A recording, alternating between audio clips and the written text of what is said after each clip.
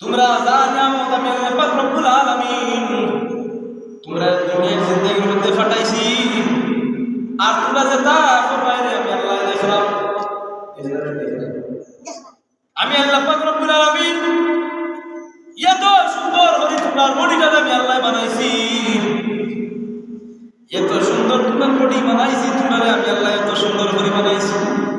কেন রে কেন তোমরা আমার হাতে না শুকরিয়া করো, না ফরমানি করো? কারণ কোরআন শরীফের মধ্যে এই যে এক গুরু মানুষ সমাজের মধ্যে আছে যারা নিজের দাবি করে আমরা ইমানদার, আমরা মুমিন, আমরা ইমানদার, কিন্তু তার দিকে চেহারার দিকে তাকাইলে ইমানদারি কিন্তু পরিচয় পাওয়া যায় না। ইমান আছে তাও আমার বিশ্বাস হয় না। আর আল্লাহ পাক রব্বুল আলামিন প্রত্যেক মুসলমানদের মহান রব্বুল আলামিন এমনি ভাবে এমনিতেই খাবার হলে সুন্দর করে বানাইছেন। কি তার কথা আল্লাহ পাক রব্বুল আলামিন উম্মতে মুহাম্মাদি লাগি এত সুন্দর করে বানাইছেন। রব্বুল আলামিনের ইবাদত বন্দী করা লাগি দুনিয়ার জিন্দেগির মধ্যে আপনারা আমারে পাঠাইছো।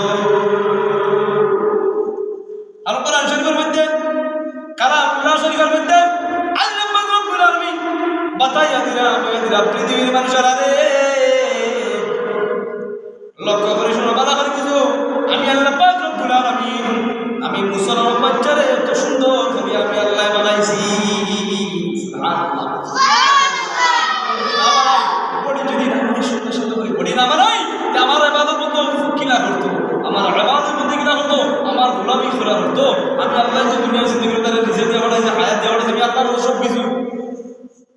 যাই হোক, আল্লাহ পাক রব্বুল আলামিন প্রত্যেক মুসলমান বাচ্চারা কিন্তু সুন্দর করে বানাইছে। আয়াতের মধ্যে আল্লাহ কোরআন শরীফ সূরা তিনের মধ্যে আছে, লাকাদ খালাকনাল ইনসানা ফি আহসানি তাকওয়ীম।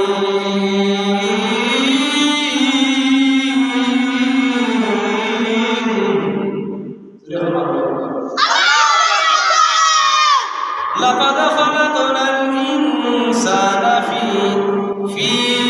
আহসানি তাকওয়ীম।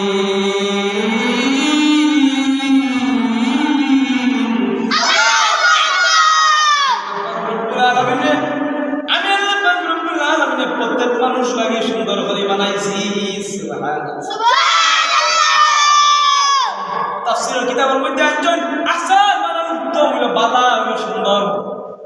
অর্থাৎ আমি আল্লাহ পাক রব্বুল আলামিন প্রত্যেক মুসলমান বাচ্চারে আমি আল্লাহ সুন্দর করে বানাইছি যাতে আমার ইবাদত বন্দী করতে পারে। আর ইবাদত বন্ধ করে যখন কবরের মধ্যে যাইব কি